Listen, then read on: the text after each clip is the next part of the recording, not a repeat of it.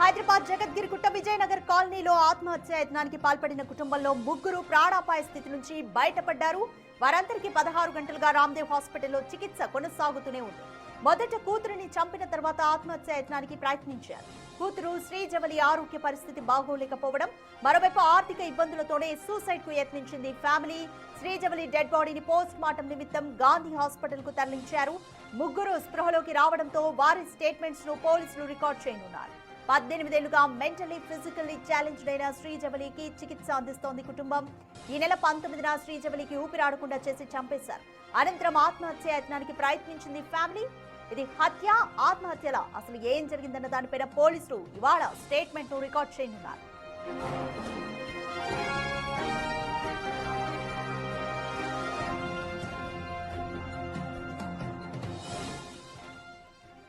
More details మా ప్రతినిధి సుజాత అడిగి తెలుసుకుందాం.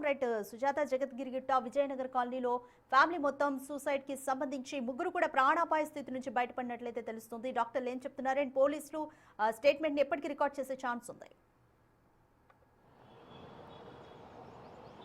రాధిక, జగద్గిరిగుట్టలోని ఒక కుటుంబము సూసైడ్ చేసుకోవడానికి ప్రయత్నించినటువంటి ఘటనలో పాప చనిపోగా ముగ్గురు కూడా ప్రాణాపాయ స్థితి నుంచి బయటపడ్డారు. రామ్దేవ్ హాస్పిటల్లో చికిత్స అందుతుంది. ప్రస్తుతం వాళ్ళ ఆరోగ్య పరిస్థితి నిలకడగా ఉన్నట్లు వైద్యులు చెప్తున్నారు. మరికొద్ది సేపట్లోనే పోలీసులు కూడా వాళ్ళ స్టేట్మెంట్ని రికార్డ్ చేయనున్నారు. ఈ నెల 19వ తారీఖున ఆ ముగ్గురు కూడా వాళ్ళ కూతుర్ని చంపేసిన తర్వాత ఆత్మహత్య యత్నం చేశారు. కానీ వాళ్ళు చనిపోకపోగా నిన్న ఎక్కువగా మోషన్స్ కావడము, ఆ తర్వాత వాళ్ళ ఫ్రెండ్కి ఇన్ఫర్మేషన్ ఇవ్వడము, మిథును ఆ తర్వాత హాస్పిటల్కి తీసుకొచ్చారు. అయితే డాక్టర్స్ వచ్చినటువంటి సమయంలో వాళ్ళ పరిస్థితి కొంతమేరకు క్రిటికల్గా ఉంది. ట్రీట్మెంట్ అందించిన తర్వాత వాళ్ళ కండిషన్ ఏ విధంగా ఉందో చెప్తామని కూడా వైద్యులు తెలిపారు. అయితే ఈరోజు వాళ్ళ ఆరోగ్య పరిస్థితి కూడా నిలకడగా ఉంది, ఎలాంటి ప్రాణాపాయ స్థితి కూడా లేదు అని చెప్పేసి చెప్తున్నారు. అయితే కేవలము తన కూతురు గత కొన్ని సంవత్సరాల నుంచి ఫిజికల్లీ అదేవిధంగా మెంటల్లీ ఛాలెంజ్డ్ పర్సన్ కావడంతోనే ఒకవైపు ఆర్థిక ఇబ్బందులు, మరోవైపు కూతురు ఆరోగ్య పరిస్థితి బాగోలేక ఈ రెండు కారణాలతోనే వాళ్ళు ఆత్మహత్య యత్నం చేశారు అని చెప్పేసి కొంతమేరకు అందుతున్నటువంటి సమాచారం. కానీ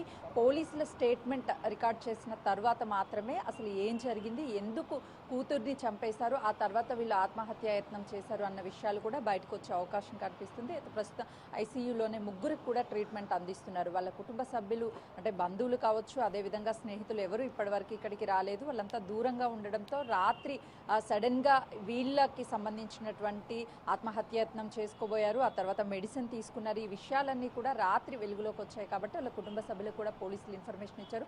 మరికొద్ది సేపట్లోనే హాస్పిటల్కి వచ్చే అవకాశం ఉంటుంది. అంటే వాళ్ళ కుటుంబ సభ్యులతో మాట్లాడిన తర్వాత కూడా కీలక అంశాలు కూడా తెలిసే అవకాశం ఉంటుంది. ఏదైనా గతంలో వాళ్ళకి ఆర్థిక ఇబ్బందుల వల్ల ఏమైనా ప్రెజర్స్ ఉన్నాయా, లేదు అని అంటే కేవలము ఆ పాపకి సంబంధించినటువంటి హెల్త్ కండిషన్ బాగోలేకని పాపను చంపిన తర్వాత వీళ్ళు ఆత్మహత్యయత్నం చేసుకోవాలనుకున్నారనే విషయాలన్నింటినీ కూడా ఎవరైతే ఇప్పుడు ట్రీట్మెంట్ అందుతున్నటువంటి మిథున్ కావచ్చు, అదేవిధంగా తన తల్లి, ఆ తల్లి అదేవిధంగా తండ్రి, ఈ ముగ్గురి స్టేట్మెంట్ని రికార్డ్ చేసిన తర్వాతే అన్ని విషయాలు కూడా వెలుగులోకి వచ్చే అవకాశం కనిపిస్తుంది. Radhika, thank you Sujatha.